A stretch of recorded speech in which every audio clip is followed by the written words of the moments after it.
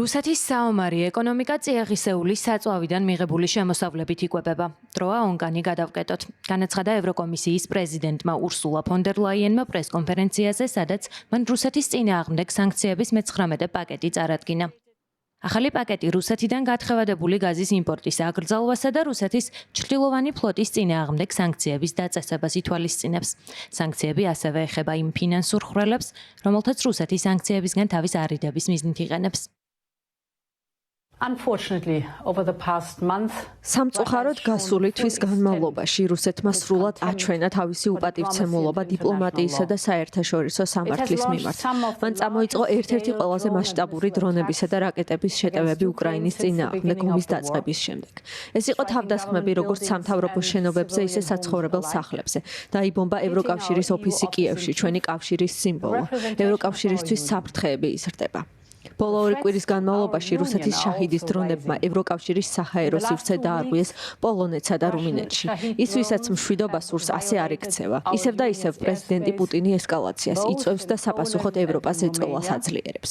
რუსეთის საომარი ეკონომიკა წიაღისეულის საწვავიდან მიღებული შემოსავლებით იკვებება. ჩვენ ამ შემოსავლების შემცირება გვსურს, ამიტომ ვკრძალავთ რუსული თხევადი ბუნებრივი აირის იმპორტს ევროპულ ბაზრებზე. დროა ონკანი გადავკეტოთ. ჩვენ ამისთვის მზად ვართ. სანქციებს ვუწესებთ ჩრდილოვანი ფლოტის დამატებით 118 გემს.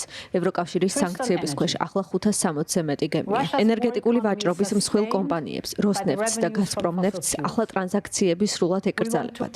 აქტივები გაეყინებათ სხვა კომპანიებსაც. მივდივართ მათ წინააღმდეგ, ვინც რუსეთის ომს სანქციების დარღვევით ნავთობის შეწენით აძლიერებს. ჩვენი სამიზნეებია ნავთობგადამამუშავებელი ქარხნები, ნავთობმოვაჭრეები, ნავთობქიმიური კომპანიები მესამე ქვეყნებში, მათ შორის ჩინეთში. გავაგრძელებთ ჩვენს ხელთ არსებული ყველა ინსტრუმენტის გამოყენებას, რათა ეს სასტიკი ომი დასრულდეს. მოვუწოდებთ წევრ სახელმწიფოებს სწრაფად დაამტკიცონ ეს ახალი სანქციები. ჩვენ გვსურს, რომ რუსეთმა დატოვოს ბრძოლის ველი და მოლაპარაკების მაგიდასთან დაჯდეს. ეს არის გზა, რათა მშვიდობას რეალური შანსი მივცეთ. სანქციების ახალი პაკეტი ითვალისწინებს საექსპორტო შეზღუდვებსაც იმ ნივთებსა და ტექნოლოგიებზე, რომლებსაც რუსეთი უკრაინის წინააღმდეგ ომში იყენებს. ევროკომისია რუსეთსა და მესამე ქვეყნებში 45 კომპანიას ასახელებს, რომლებიც რუსეთის სამხედრო სამრეწველო კომპლექსს პირდაპირ ან ირიბად უჭერენ მხარს. ჩვენთვის სამიზნეა შემოსავლის ყველა წყარო, რომლის დახმარებითაც კრემლი აგრესიას აკრძალებს, ამბობს კაია კალასი, ევროკავშირის უმაღლესი წარმომადგენელი საგარეო და უსაფრთხოების საკითხებში.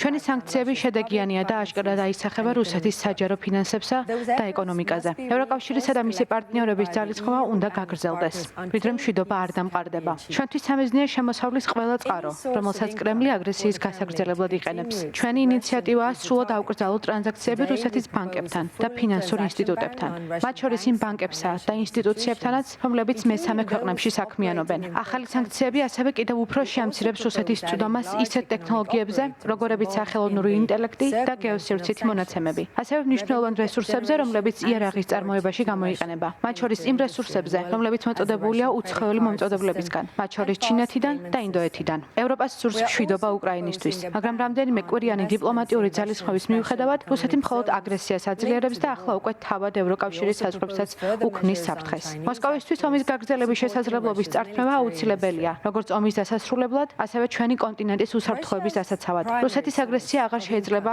უპასუხოდ დარჩეს. ჩვენი გზავნილი ნათელია. ჩვენ კიდევ უფრო გავაძლიერებთ ზეწოლას რუსეთზე, უფრო მკაცრი სანქციებით, რომლებსაც თან ახლავს უკრაინისთვის სამხედრო მხარდაჭერაც, მანამ სანამ რუსეთი არ დათანხმდება სამართლიან და გრძელვადიან მშვიდობას. გადაწყვეტილება სანქციების ახალი პაკეტის გაფართოების შესახებ ევროკომისიამ მას შემდეგ მიიღო, რაც ევროკომისიის პრეზიდენტ ურსულა ფონ დერ ლაიენსა და ამერიკის შეერთებული შტატების პრეზიდენტ დონალდ ტრამპს შორის სატელეფონო საუბარი შედგა. ტრამპმა ევროპას მოუწოდა რუსეთის ენერგეტიკული სექტორის წინააღმდეგ უფრო აგრესიული ნაბიჯები გადადგან, რათა კრემლის ომის ეკონომიკა შეასუსტონ. მისი თქმით, თუ ევროპას სურს, რომ ვაშინგტონმა მოსკოვზე ზეწოლა გააძლიეროს, მაშინ ევროპამ უნდა შეწყვიტოს რუსული ბუნებრივი აირის იმპორტი. ახლა ჯერი ევროკავშირის წევრ სახელმწიფოებზეა. ევროკომისიის მიერ წარდგენილი სანქციები ძალაში შესვლამდე ბლოკის 27 წევრმა სახელმწიფომ უნდა დაამტკიცოს.